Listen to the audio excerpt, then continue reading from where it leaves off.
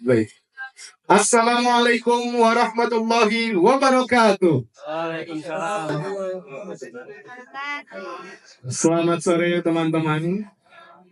Senang sekali pada akhirnya hari ini Rene Book kembali hadir untuk mendiskusikan buku, untuk membedah buku. Salah satu buku kebanggaan kami yang sangat fenomenal, baik di Indonesia maupun di luar negeri, berjudul versi ringkas 48 Laws of Power. Mengapa buku ini kami bilang sangat fenomenal? Mengapa buku ini kami bilang sangat membanggakan? Karena kenapa? Ketika kita membaca buku ini, kita lihat banyak sekali trik-trik yang digunakan oleh orang-orang, berbagai macam orang, baik dari keperluan pekerjaan, bahkan sampai politik, dalam meraih kekuasaan. Dan tentu saja, pada sore hari ini, bedah buku ini akan langsung dibahas oleh seorang pakar politik, seorang konsultan marketing politik, Kang RF Saiful Ovata. Sebelum saya mengenalkan beliau kepada para teman-teman, saya perkenalkan dulu Rene Book, penerbit Rene Book. Sederhananya, penerbit Rene Book adalah sebuah penerbitan yang memiliki visi untuk menerbitkan 100.000 judul pada tahun 2045. Kami menerbitkan berbagai genre bacaan, mulai dari buku bisnis, buku parenting, buku sosial, buku politik, dan lain-lain. Tentu saja untuk mencapai impian tersebut kami tidak bisa berdiri sendiri. Kami butuh dukungan dari para teman untuk bergabung dalam ekosistem literasi penerbit Rene Book. Dan tentu saja salah satu bentuk support dari teman-teman adalah menghadiri diskusi buku yang akan kita selenggarakan pada sore hari ini. Dan singkat saja, saya akan memperkenalkan pembicara kita pada hari ini, Kang EF Saifullah Fatah, yang alhamdulillah sudah hadir di tengah-tengah kita pada sore hari ini. Sebentar lagi akan saya panggil ke atas panggung, Kang EF. Beliau adalah seorang pakar politik. Beliau adalah CEO dari Polmark. Itu adalah sebuah perusahaan konsultan marketing politik yang tentu saja dari pengalaman beliau malang melintang dunia politik cukup keras dengan kekuasaan yang terjadi di sini. Oke, dan tentu saja oleh karena itu judul kita, tajuk kita pada sore hari ini adalah Wakanda dan Masa Depan Kekuasaan Indonesia. Akan berlangsung seperti apa diskusinya? Saya akan memanggil Kang RF Saifullah. Silakan untuk menghadiri panggung ini.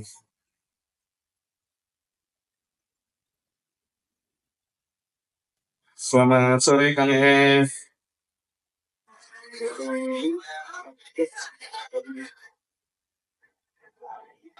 Baik, Kang RF Saifullah Fatah. Bagaimana kabarnya hari ini, Kang? Alhamdulillah baik. Alhamdulillah baik. Mungkin aku mau mulai mendiskusikan buku ini ya dari pertanyaan sederhana aja ya, Kang ya. Perasaan Kang EF saat pertama kali mendapat tawaran untuk membedah buku ini tuh kayak gimana tuh, Kang? Jadi pertama interaksi dengan buku ini dulu. Oke.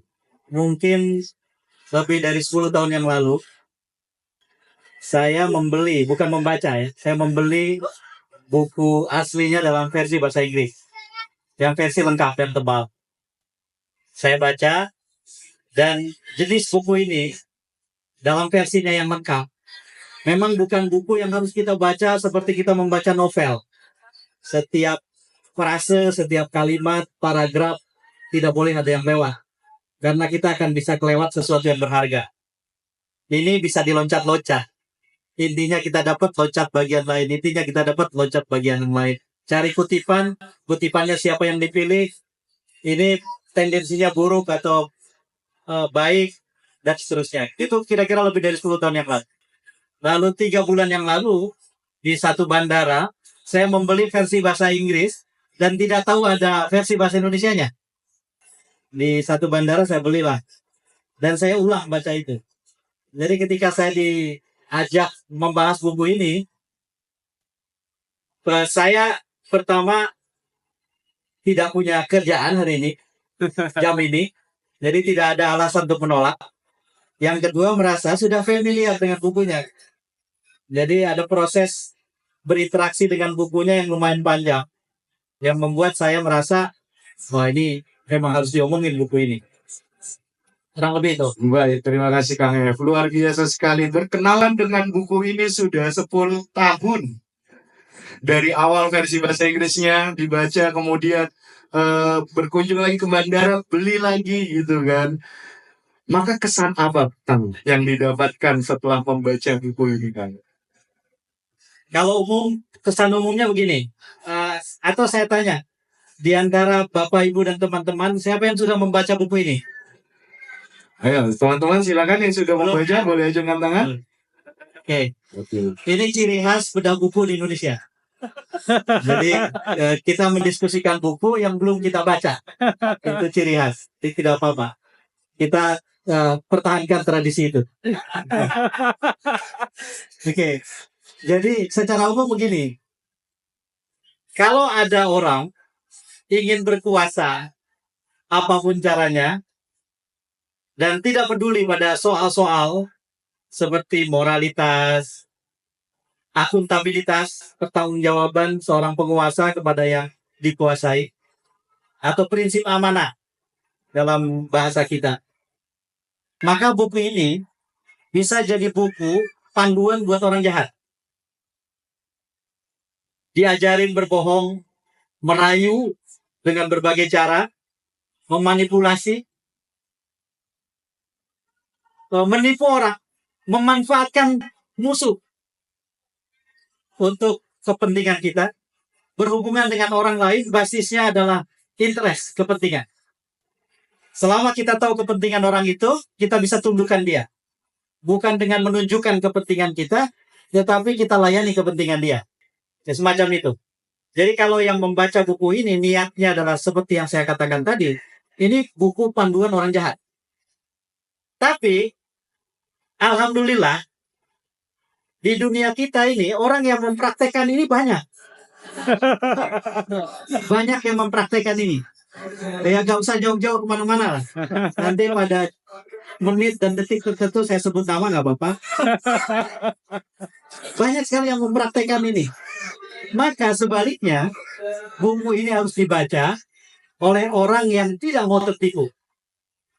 Oleh orang yang tidak mau jadi korban manipulasi. Oleh orang yang mau melawan kebohongan. Oleh orang yang tidak mau dijadikan instrumen buat kepentingan orang lain. Nah, membaca buku ini, itu akan membuat kita tahu trik-trik mereka. Kan ada acara televisi ya. Acara televisi itu banyak diminati karena membongkar trik para pesulap. Saya yakin mungkin kita sudah pernah menontonnya, sebagian besar atau seluruhnya. Jadi trik pesulap itu dibongkar.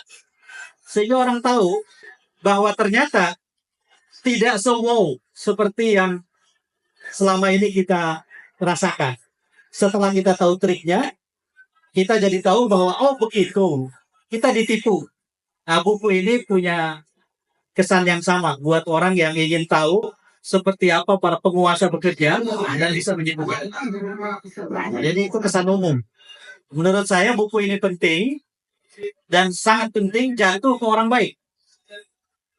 Karena kalau jatuhnya ke orang yang berniat jahat, mau dia diajari, ini buku panduan.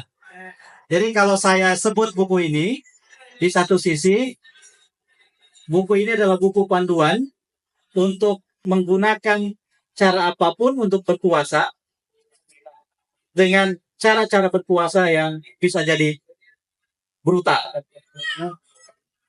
Tapi pada saat yang sama, ini buku panduan untuk memahami kebrutalan kekuasaan. Gunakanlah sisi kedua dari buku ini. Maka Rene Books menjadi edukator, bukan menjadi provokator. Kalau jadi edukator, kita tersadar oleh buku ini untuk melawan. Kalau jadi provokator, banyak orang yang mempraktekannya di tingkat desa, di tingkat kecamatan, tingkat kabupaten kota, di tingkat nasional. Maka jadilah para penguasa seperti di negeri Wakanda kalau menurut Rene Books. Kira-kira begitu. Baik, terima kasih Kang Em. Boleh tepuk tangannya dulu teman-teman. Kita panaskan lagi diskusinya ya, teman-teman. Baik Kang Ef, tadi Kang Ef bilang bahwa itu adalah pesan umum bahwa harus banyak orang baik yang membaca buku ini. Karena dengan membaca buku ini kita jadi tahu semacam trik-trik yang biasanya digunakan oleh orang-orang yang memiliki kepentingan tidak baik begitu. Nah, kalau misalnya pesan spesifiknya Kang Ef, mungkin apakah ada pesan spesifik dari Kang Ef untuk buku ini atau untuk pembaca yang membaca buku ini? Ya, yang lebih spesifik barangkali begini. Jadi dalam politik, kekuasaan itu memang konsep yang sentral. Kalau orang berpolitik, maka perjumpaan pertama orang itu adalah dengan kekuasaan. Sangat sentral. Bahkan ada yang mendefinisikan politik sebagai kekuasaan. Cara mendapatkan kekuasaan, menggunakannya untuk tujuan tertentu. Itulah politik, kira-kira begitu. Nah, jadi dalam politik, kekuasaan itu adalah konsep yang sentral. Nah, tetapi Bapak, Ibu, dan teman-teman, sebetulnya berpolitik itu bisa punya pilihan dalam bentuk spektrum. Dari yang paling mulia sampai dengan yang paling tidak mulia. Kalau ada di sini yang masuk ilmu sosial atau ilmu politik, pasti di semester pertama akan bertemu dengan definisi politik yang berbentuk spektrum itu. Jadi politik itu di satu sisi bisa diartikan sebagai ikhtiar untuk membangun peradaban yang berkeadilan. Itulah politik. Tetapi di sisi yang lain, politik itu bisa diartikan sebagai ikhtiar dengan menghalalkan semua cara untuk mendapatkan apa yang dia inginkan. Itulah politik. Artinya sebetulnya semakin banyak orang yang punya nilai kemuliaan berpolitik, maka politik akan bersih. Tetapi semakin banyak orang yang berpolitik, tetapi dengan niat kejahatan yang tersimpan sejak awal, maka yang akan terbangun adalah kekuasaan, pemerintahan yang isinya dilandasi oleh pekerjaan dengan niat jahat. Nah, di dalam ilmu politik ada istilahnya. Bahasa Indonesianya istilahnya kakostrokrasi. Kakostokrasi. Nanti bisa dicari di kamus. Kakostokrasi itu adalah mengelola pemerintahan yang basisnya adalah niat jahat. Itulah kakostokrasi. Nah, berpolitik dengan menggunakan segala macam brutalisme yang sebagian disampaikan dalam 48 hukum kekuasaan ini akan menghasilkan kakostokrasi.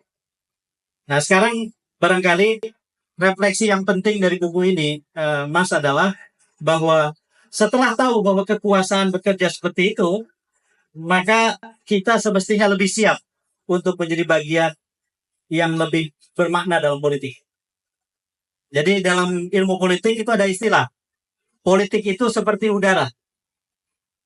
Anda boleh berteriak dan mencaci maki polusinya, tapi Anda tidak bisa berhenti menghirupnya. Itulah udara. Kita bisa bilang udara Jakarta itu kotor banget. Tapi please jangan mencoba berhenti menghirup udara itu. Mati kita. Politik begitu. Politik itu tidak berbasis kesukarelaan seringkali. Kita memilih presiden. Presiden membuat kebijakan yang salah. Misalnya menaikkan harga BBM. Lalu kemudian kita datang ke pom bensin, kita nggak bisa bilang, mohon maaf, saya tidak memilih presiden ini, saya pakai harga yang lama. Nggak bisa. Ketika politik bekerja, menghasilkan kebijakan, kita terikat. Jadi kalau memang politik ini kotor, maka yang harus kita lakukan bukan sekedar mencaci maki kotornya politik itu, tetapi berikhtiar sekecil apapun, kita ikut mengurangi polusinya. Paling tidak dengan tidak membuat polusi tambahan. Kurang lebih begini. Jadi ya ada banyak hal yang bisa kita refleksikan, tapi salah satunya itu. Baik, paling tidak kita tidak membuat polusi tambahan, Ya. tetapi kita menyadari bahwa ini namanya polusi gitu loh Kang Ef ya kurang lebih ya. Baik, bagi teman-teman itulah pesan dari Kang Ef secara spesifik buat para pembaca dari 48 Laws of Power bahwa ya mungkin kalau misalnya kita punya niat baik, punya keinginan baik untuk memperbaiki kekuasaan atau memperbaiki politik yang ada di Indonesia, kita bisa membaca buku ini untuk mengetahui trik-triknya. Dan oke, lanjut Kang Ep. Aku mau nanya nih, sepanjang perjalanan Kang Ep sebagai seorang pakar politik, kemudian juga konsultan marketing politik ya, ada nggak sih Kang hukum-hukum yang betul-betul relevan, yang betul-betul terjadi gitu di mata depan mata Kang Ep sendiri? Kalau boleh mungkin diceritakan gitu Kang. Baik. Pertama ini dulu supaya karena saya yakin tidak semua teman yang ada di sini mengikuti perjalanan saya gitu ya. Saya masuk jurusan ilmu politik di MISIP UI sebagai mahasiswa itu tahun 87. Saya angkatan 87 di ilmu politik MISIP UI. 2 tahun kemudian tahun 89 saya diangkat menjadi asisten dosen. Jadi tahun 89 saya mulai mengajar di jurusan ilmu politik karena dosen yang saya bantu 14 kali kuliah satu semester nggak datang satu kali pun. Jadi saya harus mengajar sambil gemeteran, keringat dingin karena mahasiswanya adalah mahasiswa angkatan 89 yang cuma 2 tahun di bawah saya. Saya belum lulus. Waktu itu tidak ada aturan bahwa asisten dosen harus S1. Belum ada aturan. Jadi itulah ceritanya. Sejak itulah saya setiap semester mengajar minimal 2 mata kuliah. Di tahun berikutnya, di semester berikutnya di FISIP UI. Dan seterusnya sampai tahun 2009. Jadi 20 tahun saya menjadi pengajar di ilmu politik UI. Dikurangi kuliah 4 tahun di Amerika, 16 tahun lah berarti mengajar. Tahun 2009 baru saya mendirikan Polmark Indonesia. Itulah lembaga riset dan konsultasi politik marketing yang tadi diceritakan. Jadi sekarang sudah memasuki usia ke 17. Memasuki usia 17, lagi lucu-lucunya. Nah, itulah perjalanan yang bisa saya ceritakan. Ketika saya baca buku ini, saya membacakannya 10 tahun yang lalu kan. Pada waktu itu, Presiden Jokowi baru memulai kekuasaannya. Baru sebagian saja dari hukum ini yang bekerja. Tapi setelah Jokowi turun, menurut saya semuanya sudah dipraktekkan. Tidak ada makan siang gratis. Manipulasi ada bagian penting untuk menguasai. Berbohonglah, karena dengan berbohong maka Anda bisa menciptakan dan mengendalikan keadaan. Lalu kemudian tidak perlu konsisten, tidak perlu persisten. Kesetiaan, oh jangan bersetia. Bersetialah pada kepentingan sendiri. Anda punya teman, jangan manfaatkan teman untuk membesarkan kekuasaan, karena mereka pasti berkhianat. Yang dimanfaatkan siapa? Musuh. Ajaklah musuh masuk, manfaatkan musuh itu, karena dia tahu persis kesalahan kecil saja bisa membuat dia terlempar, karena dia bukan teman kita. Maka dia akan bekerja lebih baik dari teman kita. Ini ada di sini. Lalu kemudian diceritakan juga, kalau misalnya kita mau baik-baik sama atasan, ini bahkan hukum di awal ya. Hukum pertama nih. Mau baik-baik sama atasan, jangan pernah kelihatan kita lebih hebat dari atasan kita. Sekali kita kelihatan lebih hebat dari atasan kita, maka bisa selesai kita. Mungkin ada menteri yang di reshuffle di zaman-zaman awal. Nah, mungkin gara-gara itu. Daftar menterinya pasti sudah hafal semua kan. Nah, ya, mungkin karena sebab itu. Kok dia lebih pintar, kok dia lebih hebat dari saya. Bahwa ini nggak benar nih orang, keluarin. Jadi banyak sekali. Jadi kalau ditanya apakah relevan, ketika dulu 10 tahun yang lalu saya baca pertama kali buku ini, sebagian tidak dipraktekkan di Indonesia. Tapi setelah 10 tahun kemudian, ada satu presiden yang menjabat 2 periode, nah ini sudah semua dipraktekkan. Atam ya. Jadi kalau Rene Fox mau mengulang bedah buku, sebaiknya yang bersangkutan jadi pembicara. Jadi nanti dia akan bicara, oh ini saya sudah tahu, oh ini sudah tahu, ini hukum saya nih. Kira-kira begitu.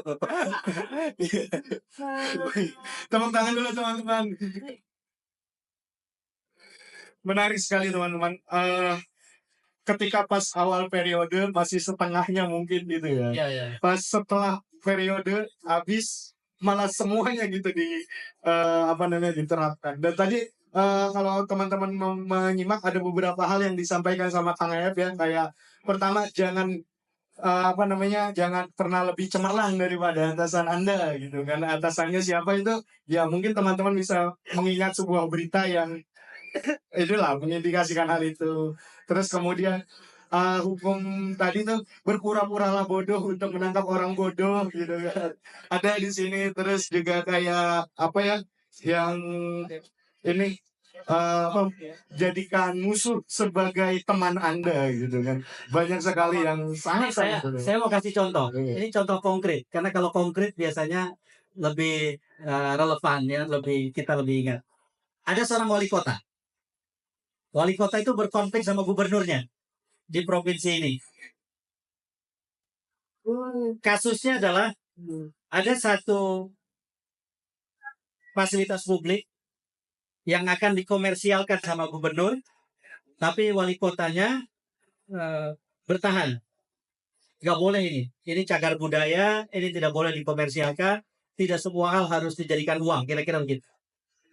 Wali kotanya dapat dukungan dari banyak pihak. Lalu kemudian si gubernurnya itu bilang, bodoh sekali orang itu. Udah wali kotanya. Dan wali kota itu kemudian menjawab dengan kalimat yang masih saya ingat. Loh, saya kan emang bodoh. Emang baru tahu. Kira-kira begitu. Lalu kemudian, gak lama kemudian, si wali kota itu jadi gubernur di provinsi yang lain. Jadi gubernur di provinsi yang lain, datanglah si wali kota yang sudah jadi gubernur ini ke satu acara di provinsi yang tadi di awal itu. Dan si gubernur yang tadinya mencaci maki si wali kota itu dicium tangannya oleh wali kota itu. Peristiwa itu, kalau nanti baca buku ini, beli buku ini, baca buku ini, di satu hukum itu ketika Anda baca hukum itu, kebayang langsung peristiwa itu. Bahwa untuk menundukkan seseorang, itu tidak harus dengan memperlihatkan bahwa kita pintar, kita jenius, kita hebat. Dan untuk membalasnya, tidak usah dengan mengatakan bodoh, tapi dengan mencium tangannya. Maka habislah si gubernur provinsi yang awal tadi sama si gubernur baru yang mantan wali kota ini. Nah ini hukum dia. Sebelumnya ini belum ada yang mempraktekkan. Tapi setelah dia jadi presiden, dipraktekkan di banyak sekali kesempatan.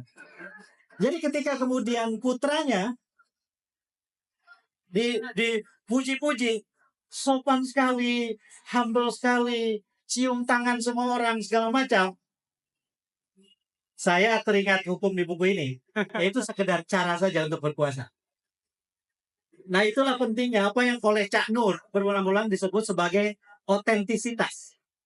Jadi salah satu konsep Cak Nur yang menurut saya sentral itu otentisitas.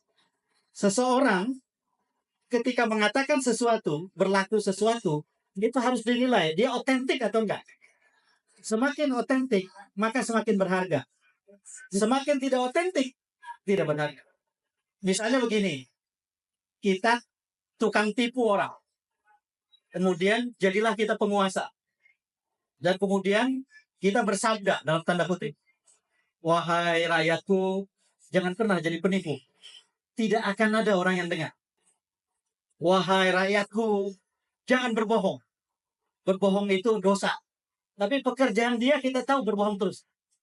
Itulah yang disebut sebagai kepemimpinan yang tidak otentik. Maka harganya turun. Dia bisa berkuasa 10 tahun. Tapi selepas itu, dia bisa jadi bahan caci maki. Itulah yang disebut di dalam politik, tidak ada di sini, bahwa sesungguhnya seorang pemenang diam-diam mencicil kapasitas dirinya sebagai pecundang. Jadi hukum-hukum di buku ini bisa dibagi ke dalam 3 hukum. Satu, hukum yang normatif. Hukum yang normatif itu misalnya perkuat diri Anda, dan dengan kekuatan Anda maka Anda bisa bernegosiasi dengan orang lain. Ada di sini. Itu normatif, berlaku pada semua orang.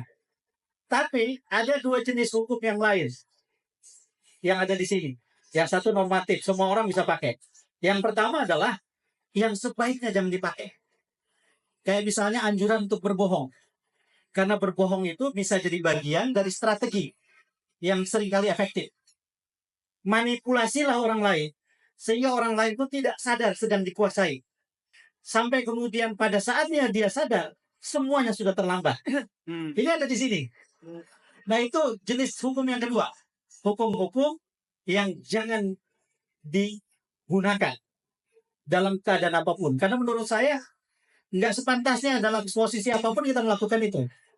Ada hukum yang ketiga. Hukum yang ketiga itu yang seharusnya kita kerjakan. Di sini ada, seperti misalnya, harus berterima kasih dengan cara yang layak. Dengan memberikan sesuatu yang orang berikan kepada kita, dengan kelayakan tertentu, itu wajib. Nah, celakanya kalau dibandingkan dari 48 hukum yang ada di buku ini, sebagian besar hukum yang harus kita jauhi, dan kita harus paham untuk melawannya. Nah, ini yang penting untuk calon pembaca buku ini. Nanti setelah baca buku, lebih lebih lebih bisa merasakan apa yang saya bilang. Ya, menurut saya buku ini penting karena kekuasaan yang jenis yang sudah lewat itu bisa direproduksi oleh siapapun, dan bahkan bisa lebih brutal, dan kemudian konsentrasi kita terbelah karena kebencian kita pada mantan, maka kejelekan pada yang baru tertenggelamkan. Nah, itu nggak boleh. Sebegitu besarnya kebencian kita sama mantan, sampai kebaikan-kebaikan yang baru, dan keburukannya tidak terlalu kelihatan. Itu yang jadi bahaya di Indonesia. Jangan-jangan bukunya sama soalnya. Presiden yang lama dan yang baru, jangan bukunya sama. Woi, jangan-jangan bukunya sama. Itu sih sebenarnya yang juga ada di kepala saya pas baca buku ini ya. Kayak gitu ya. Bener-bener emang banyak banget yang diterapkan gitu. Tapi aku punya satu pertanyaan Kang Ed. Nih, tadi kan Kang Ed bilang bahwa dengan membaca buku ini kita jadi tahu banyak sekali trik dan kita bisa gunakan untuk melawan mereka begitu.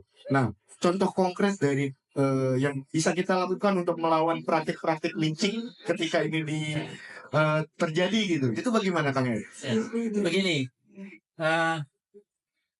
kita bisa misalnya dengan sangat sederhana melihat dan menilai konsistensi sikap seorang pemimpin. Gampang sekali. Kalau hari ini bilang A, besoknya bilang B, C, dan seterusnya gitu, maka yang harus kita lihat itu adalah apakah peristiwanya setelah dia berkuasa atau sebelum dan setelah berkuasa. Itu nilainya beda dalam politik. Kalau orang berkampanye dan mengatakan bahwa saya akan kejar koruptor itu sampai ke kuburannya, lalu kemudian pada saat sudah berkuasa, bukannya mau ngejar koruptor ke kuburannya, balikin aja duitnya, kita cepat maafkan. Lalu perlu diam-diam gitu. Maka kita bisa mengatakan bahwa, ketika orang itu mengatakan pada saat kampanye kalimat yang begitu menggugah, dia butuh pilihan kita. Dan ketika dia kemudian berkuasa dan mengatakan sebaliknya, maka kita tahu bahwa yang kampanye itu palsu. Saudara, orang yang seperti ini gampang dilawan. Karena kesimpulannya sederhana, orang ini nggak asli.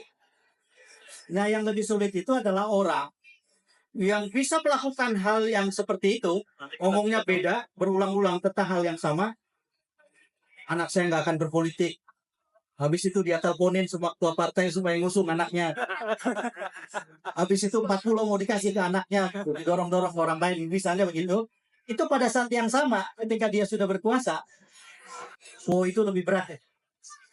Itu lebih berat. Itu penyakitnya lebih berat. Karena dia bukan hanya ingin mencari suara, dan kemudian menunjukkan aslinya, tapi dia penipu beneran. Itu penipu asli banget. Dan menurut saya, dengan membaca buku ini, maka kita bisa menghadapi dua jenis orang itu. Karena dengan gamblang buku ini menceritakan hukum-hukumnya itu, orang tidak usah konsisten, orang tidak usah komit, orang yang seperti itu. Ini disampaikan di buku ini. Dan bahkan eh, orang yang jadi korban manipulasi itu bukannya kemudian dihargai dengan pernyataan maaf atau menyesal gitu. Tidak. Tapi tunggu sampai dia merasa segala sesuatunya sudah terlambat. Jadi sebegitu brutal gitu nilai yang diajarkan. Nah, karena itulah Thomas Green ini sering disebut sebagai Machiavelli zaman sekarang. Itulah sebutan yang sering disematkan ke Thomas Green. Kalau di zaman dulu ada Machiavelli, di antara orang tidak baik, Anda berbuat baik, maka Anda bodoh dan Anda akan kalah. Itu Machiavelli yang lama. Jadi kemudian dikembangkanlah menjadi banyak hukum dalam demokrasi modern dan jadilah ini. Nah, tetapi teman-teman sekalian, buku ini sekaligus juga sebetulnya menggambarkan seperti apa itu demokrasi. Demokrasi itu banyak cacat produknya. Dan karena itu, berdemokrasi itu nggak bisa hanya mengandalkan misalnya prosedurnya sudah demokratis, segala cara, segala proses sudah dilewati, tidak bisa. Ada nilai yang harus dimasukkan ke dalam demokrasi. Yang harus membedakan demokrasi kita di sini, itu ketika nilai itu dimasukkan. Kalau nilai tidak dimasukkan, ya kita bisa lakukan apapun. Begitu. Dan dengan sangat gampang presiden bisa menjadi raja. Yang di Amerika sekarang jadi tema protes di sebuah kota. Dengan rekor jumlah demonstran. Dengan menolak King Donald Trump. Karena dianggap bukan lagi membangun demokrasi, tapi menciptakan kerajaan. Apa yang dia mau, dia akan kerjakan. Kurang lebih. Baik, terima kasih Kang Boleh tepuk tangannya lagi teman-teman. Semakin hangat, semakin panas malah mungkin ya. Padahal ini AC-nya udah sedingin ini gitu ya. Boleh mungkin aku simpulkan sedikit tadi apa yang bisa kita lakukan adalah ketika sudah membaca buku ini maka kita bisa menjadi lebih awas terhadap penipu. Kita tahu bahwa oh ya dia sedang menipu gitu dan kita punya tugas untuk membuktikan bahwa dia menipu gitu dan sebagainya untuk menunjukkan bahwa ya kita tuh diginiin tuh nggak akan diem aja gitu. Ya, oke. Ya, satu nih, saya mau baca nih.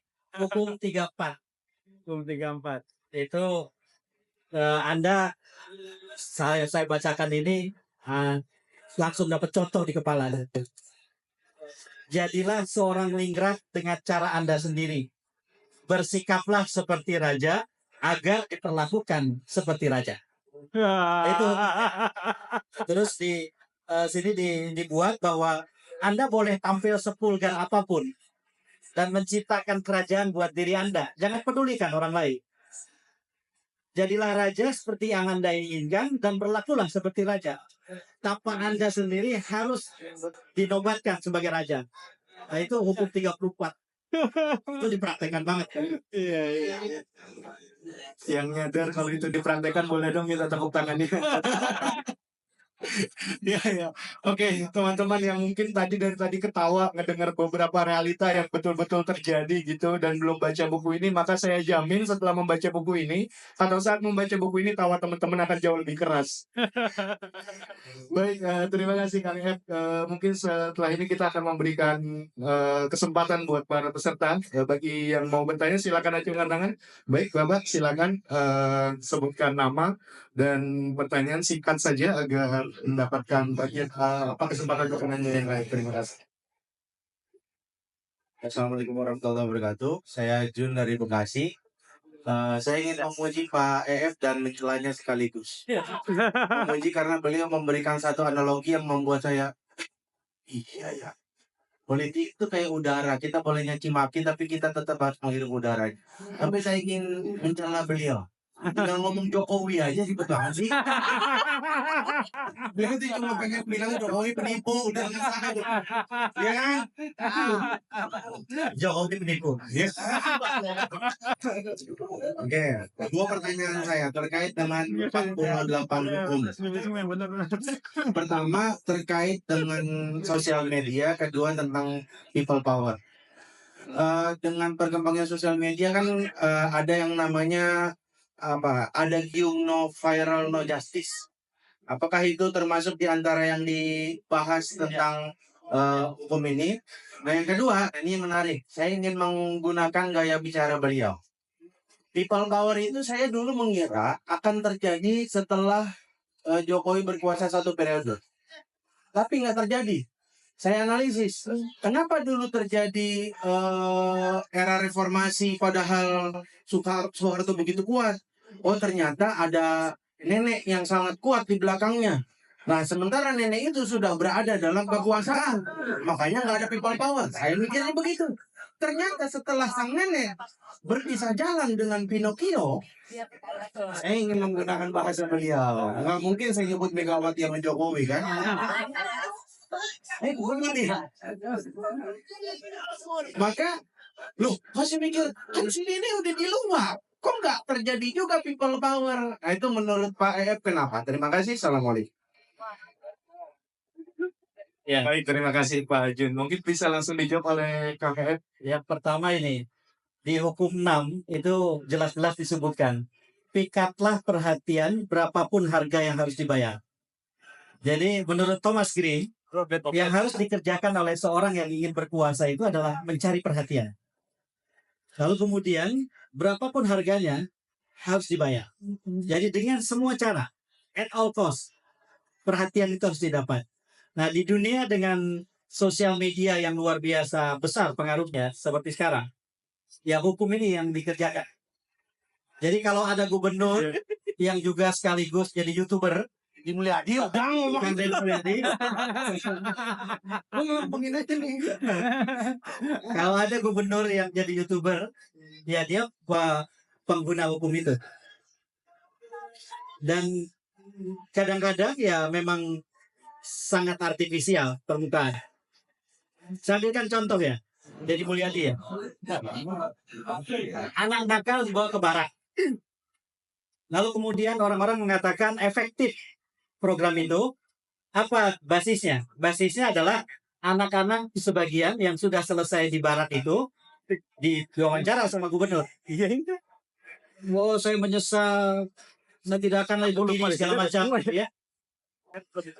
Dalam hukum perilaku manusia, nilai pernyataan tadi sangat kecil harganya.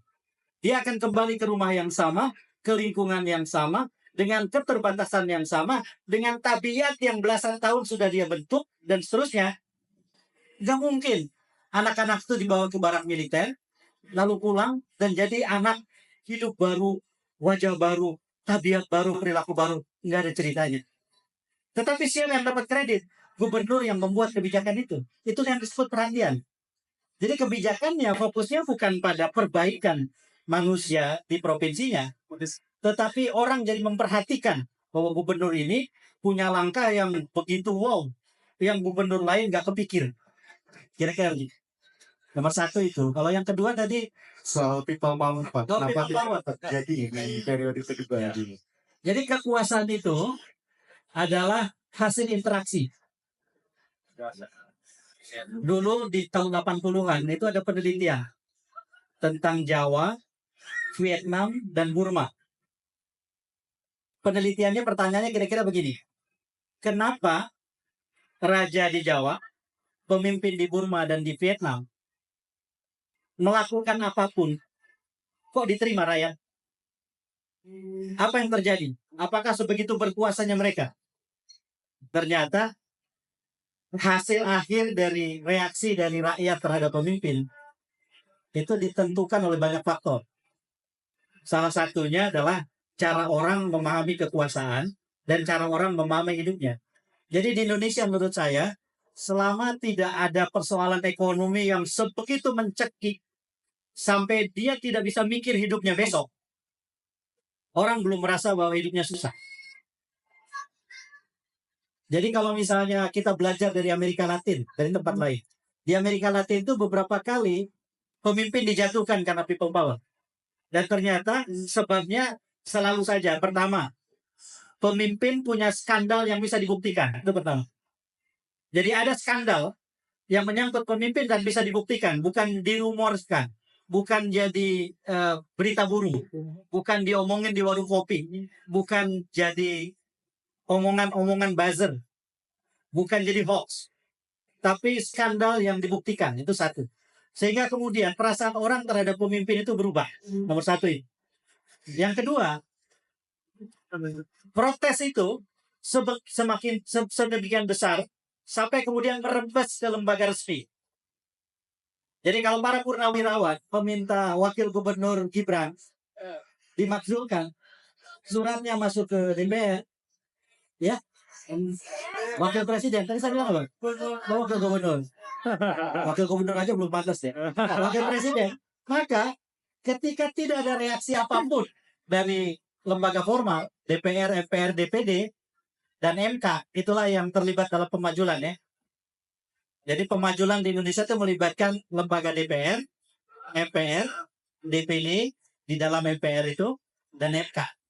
Kalau itu terlibat, maka akan ada pemajulan. Nah, maka tidak ada rembesan ke lembaga formal. Yang ketiga, ada krisis yang tidak hanya didefinisikan oleh ahli, tetapi dirasakan oleh secara konkret oleh rakyat, bahwa hidupnya terancam. Dan yang keempat, social anxiety, kegelisahan sosial itu merebak di mana-mana tanpa kecuali. 4 faktor ini yang bisa membuat orang people power.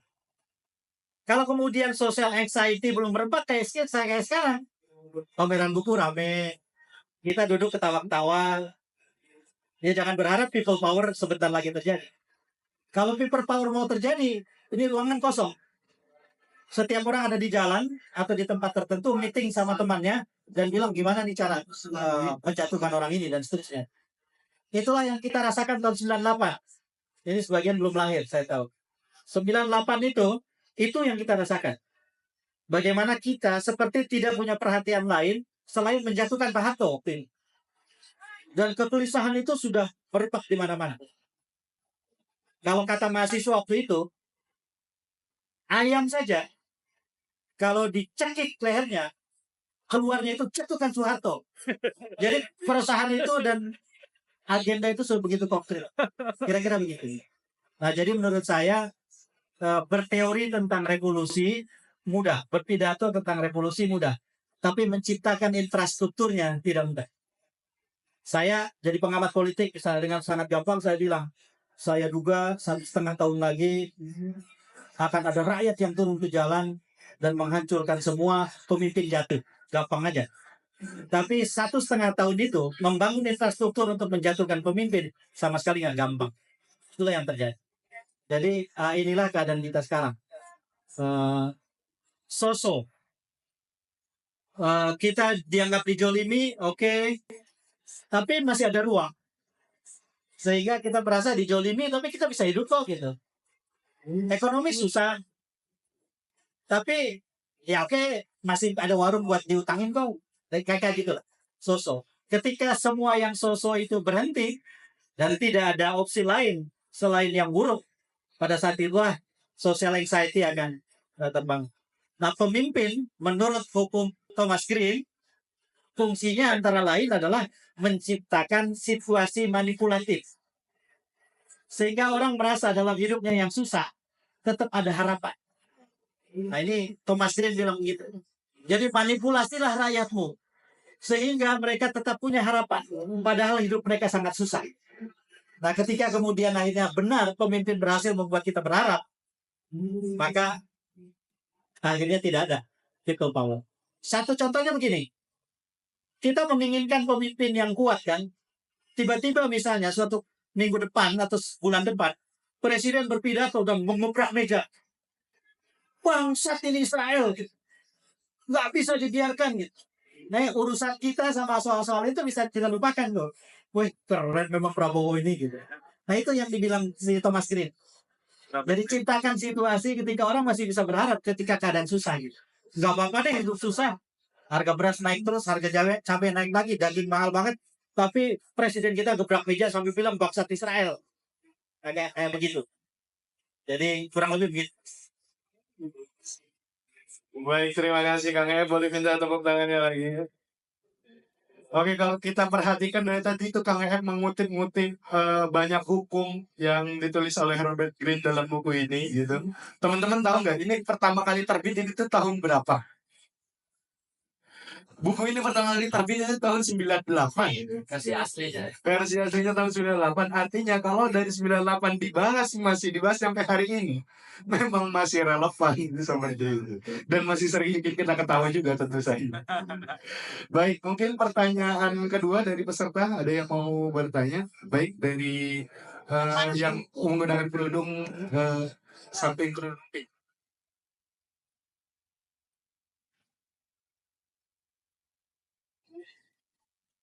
Assalamualaikum warahmatullahi wabarakatuh. Perkenalkan, nama saya Riris. Saya bertanya sebagai rakyat jelata karena saya nggak tahu tentang politik ya, Pak. Jadi kalau tadi dijelasin, bukunya ini kelihatannya malah ngajarin manipulatif gitu ya, Pak. Nah, terus apa ada buku penangkal manipulatifnya gitu? Di dalam kehidupan kita kan banyak manusia manipulatif dan kita kadang nggak sadar, kadang sadar juga, tapi kita tetap menikmati sikap orang tersebut kayak gitu. Ya. Itu aja Pak, terima kasih. Langsung aja. Nah, Riris, kita tidak perlu membaca buku lain untuk menangkal. Yang harus kita ubah psikologinya sebagai pembaca. Jadi jangan jadi pembaca yang mencari panduan untuk berlaku seperti yang dibilang sama Thomas Green. Tapi ubah psikologi kita menjadi pembaca yang ingin paham bagaimana orang berkuasa. Dan karena itu kita bisa menangkalnya. Nah, saya mau cerita begini. Ketika di awal-awal reformasi tahun 2000-an, banyak sekali di Indonesia itu, waktu itu di Jakarta apalagi, demonstrasi membakar buku komunisme. Menurut saya itu keliru. Kalau kita tidak baca komunisme, kita nggak paham bahayanya. Kita nggak tahu ideologi itu seberapa merusak. Kita nggak tahu seberapa tidak layak dia jadi anutan kita kalau kita tidak membacanya. Maka satu-satunya cara jika orang Islam ingin melawan komunisme adalah baca komunisme. Pahami komunisme. Dan dengan itu kita bisa melawan. Kira-kira begitu. Nah, saya mau cerita sedikit waktu terjadi peristiwa 9/11. Twin Tower ditabrak pesawat, lalu kemudian Amerika langsung berubah. Kejadiannya tahun 2001. Itu adalah tahun kedua saya sedang di Columbus, di Ohio. Jadi pada saat peristiwa itu terjadi, saya sedang jadi mahasiswa di Amerika. Apa yang saya saksikan? Yang saya saksikan semua toko buku displaynya berubah. Apa yang berubah? Banyak Al-Quran di depan toko buku. Banyak buku-buku yang terjemahan dari kitab-kitab klasik, kitab kuning, kayak fikih siasah segala macam ada di situ. Ali Sariyati terjemahannya ada di situ. Di mana-mana toko buku, di mana-mana di display di depan. Lalu kemudian saya ngobrolnya sama salah seorang profesor saya yang sudah tua.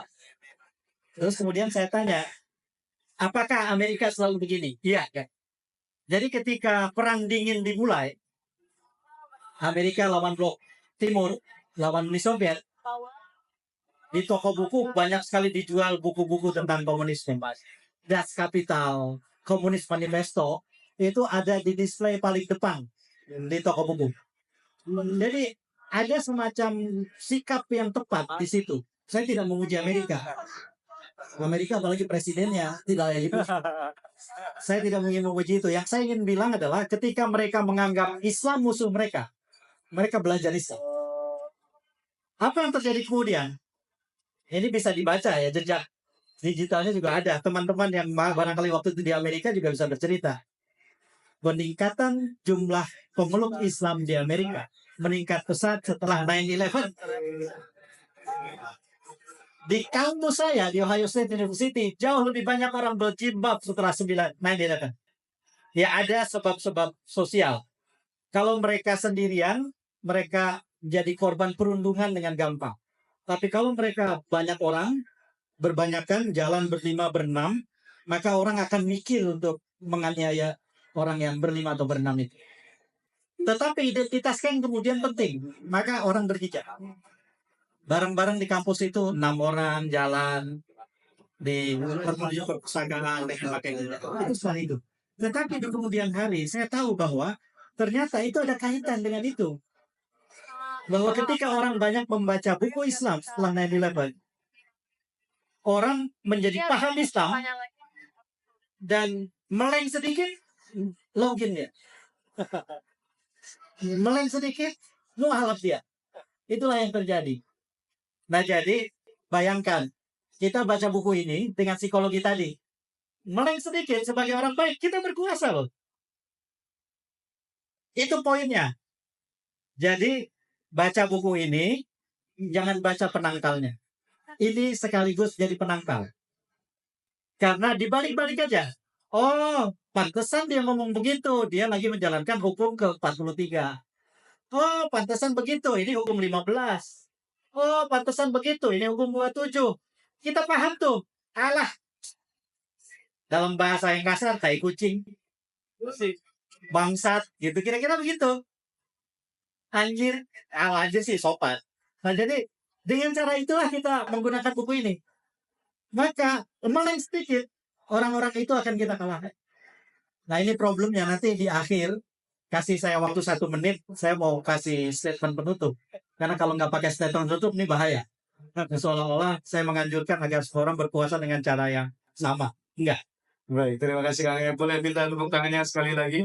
Ya, satu pertanyaan terakhir. Baik. Bapak yang topik. Oh itu.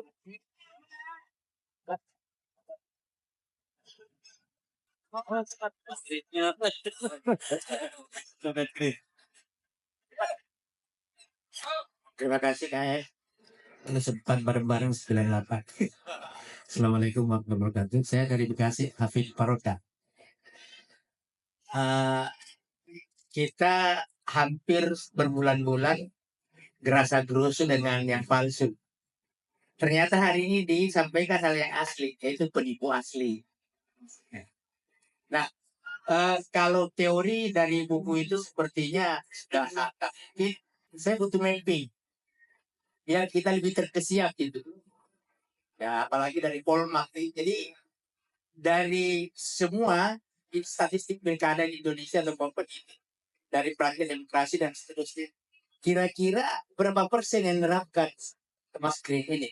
Terus yang kedua, tadi sudah sebut, sepertinya memang jam palsu itu tetap sekali kaitannya dengan ini. Terima kasih. Waalaikumsalam warahmatullahi wabarakatuh. Ya, baik. Saya mau menjawab sekaligus mungkin nanti kasih closing statement ya. Saya mau menjawab dengan cara yang beradab. Pertanyaan tadi ya.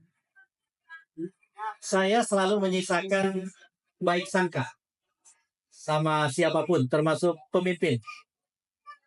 Dia berkuasa dengan cara yang salah, saya masih berbaik sangka bahwa dia bisa dapat hidayah gitu ya. Dia tiba-tiba baik gitu ya, dia tiba-tiba ingat umur gua mungkin gak terlalu panjang lagi atau apalah gitu ya. Masa gua gak berbuat baik sih di ujung gitu, kira-kira begitu. Maka menurut saya, kalau mapping menyangkut Pak Jokowi, itu bisa kita cerita. Saya kira Pak Jokowi melakukan melebihi yang disarankan oleh Thomas Green. Robert Green, bukan Thomas ya, Robert Green. Pak Jokowi melebihi dari apa ya? Mungkin Pak Jokowi harus bikin adendum untuk sehingga ada hukum-hukum yang tidak terpikirkan oleh orang biasa. Itu ada ditambahkan ke sini. Atau Rini Books nanti bikin tim penulis pelajari Jokowi, Bikin umum. tambahan Jokowi untuk Robert Green sebetulnya. Itu bisa. Nah, tapi kalau Pak Prabowo, Pak, karena saya bersikap dengan cara beradab tadi, saya terus terang sampai sekarang berharap bahwa Pak Prabowo itu pada akhirnya harus jadi presiden yang baik. Dia terpilih dengan cara yang buruk, sangat buruk. Sudah pasti itu. Jadi nggak usah pakai riset, nggak usah pakai polmak, kita sudah paham kan. Dia terpilih dengan cara yang sangat buruk. Pemilu yang paling brutal. Tetapi dia manusia.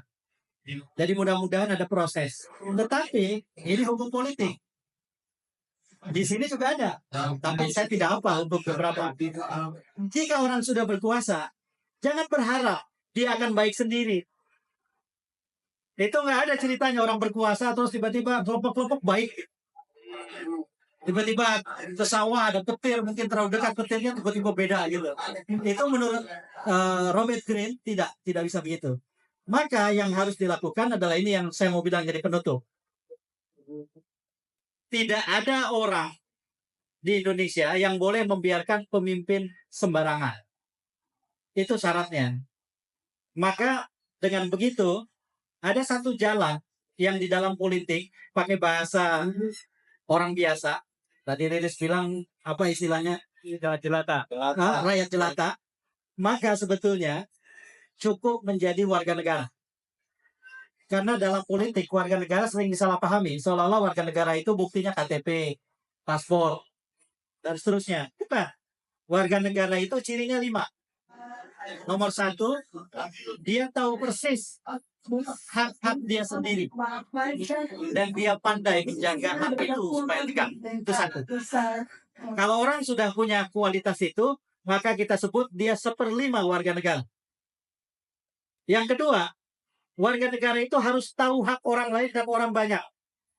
Dan dia pandai menunaikan kewajibannya untuk membuat hak orang lain dan orang banyak itu tegak. Dan kalau dia sudah punya itu, kita sebut dia punya 2/5 warga negara. Yang ketiga, warga negara itu tidak berpangku tangan, tapi terus proaktif memperjuangkan agar haknya tegak. Warga negara tidak menunggu orang lain melakukannya. Warga negara tidak menitipkan itu pada orang lain melakukannya. Warga negara proaktif mengerjakan agar haknya tegak. Kalau jalan di sekitar rumah kita rusak, jangan nunggu nanti Pak RT lapor. Enggak. Kita yang harus berjuang. Ini nggak bisa dong. Masa 5 bulan nggak dibenerin. Gitu. Itu 2. Kalau kita 1, 2, 3 sudah punya, 3/5 warga negara. Yang keempat, warga negara dicirikan oleh mandiri. Tidak bergantung pada orang lain. Sekalipun pemimpin. Jadi, dia harus mampu memandirikan dirinya. Dan dengan begitu, dia tidak bergantung pada orang lain. Dulu di zaman saya sekolah, zaman Orde Baru, zaman Pak Harto, kalimat-kalimat di kelas itu yang sangat umum adalah sudah nggak usah dipikirin terlalu serius. Ada anggota DPRD, ada anggota DPR, ada para pemimpin yang memikirkan. Kita nggak usah pikirin. Kita diajarin tuh puluhan tahun begitu. Dan mungkin masih tersisa sekarang. Nggak boleh. Jadi harus tidak boleh bergantung sama orang lain. Dan yang terakhir, yang kelima adalah ketika hak kita dicederai, ketika hak kita dibunuh, maka kita wajib melawan dengan cara beradab, dengan cara norma agama mengajarkan kita. Nah, kalau 5 ini kita miliki, kita sebar sebagai edukasi ke setiap orang, saling mengingatkan, maka kita akan memandu pemimpin untuk bisa lurus. Tapi ini proses kebudayaan. Tidak bisa 4 tahun, 5 tahun, 10 tahun. Ini proses panjang. Nah, untuk proses panjang inilah, maka kita perlu percepatan. Apa percepatan itu? Percepatannya adalah mengganti pemimpin dan syukur-syukur kita dapat pemimpin yang lebih baik. Itulah percepatannya dalam demokrasi. Maka jangan jadi orang apatis. Ketika ada hak untuk memilih, pilih. Tapi pilih dengan bertanggung jawab. Kalau memang bobrok semua, busuk semua calonnya, dan kita yakin dengan kebusukan mereka, dan tidak ada kelayakan apapun untuk dipilih, jadilah tidak memilih dengan bertanggung jawab juga nih. Jadi kurang lebih begitu. Nah, proses inilah yang tidak perlu pemimpin, tidak perlu orang lain. Menjadi warga negara adalah proses personal yang bisa dimulai oleh setiap orang. tentu saja akan terbantu ketika komunitas tersedia, organisasi tersedia. Jadi Mas, saya jawab dengan cara beradab bahwa mari kita doakan pemimpin kita berubah menjadi baik dan kemudian amanah dan seterusnya. Tetapi dalam politik tidak ada yang gratis. Maka sambil berdoa kita berusaha. Apa usahanya? Membangun kualitas warga negara. Tahu hak sendiri, tegakkan hak itu. Tahu hak orang lain dan orang banyak, tunaikan kewajiban soal itu. Yang ketiga, proaktif, bergerak, tidak menunggu orang lain. Yang keempat, tidak bergantung pada siapapun, mandiri. Dan yang kelima, lawan dengan cara beradab setiap hak kita dilanggar. Nah, 5 ini tidak perlu menunggu orang lain. Dan ketika 5 ini dikerjakan, maka kemudian kita menjadi warga negara. Nah, sebagai penutup, pada saat itulah nanti orang tidak akan lagi menyebut Wakanda. Pada saat itulah orang tidak akan menyebut lagi Konoha. Pada saat itulah orang tidak akan menyebut satu negeri di sebelah utara Australia. Tidak. Mereka bisa mengkritik dengan mengatakan Indonesia. Mereka bisa mengkritik dengan mengatakan Prabowo, Gibran, dan semua nama ini. Jadi sengaja tadi namanya saya samarkan, saya nunggu ada orang yang protes. Ternyata ada orang yang protes. Kalau sampai akhir tidak ada yang protes, saya agak sedih dengan forum ini. Tapi karena sudah ada yang protes dan alhamdulillah kita sampai ke titik akhir. Terima kasih banyak sudah hadir di sini. Baca buku ini. Ya kalau harus dimulai dengan membeli ya belilah begitu. Nah, ini pasti penerbitnya senang saya ngomong gini. Lalu kemudian jadikan ini panduan untuk melawan kekuasaan. Terima kasih. Wallahul muwaffiq ila aqwamit thoriq. Assalamualaikum warahmatullahi wabarakatuh. Waalaikumsalam warahmatullahi wabarakatuh. Terima kasih banyak Kang F. Semoga Kang F selalu sehat dan lancar semua aktivitasnya. Baik.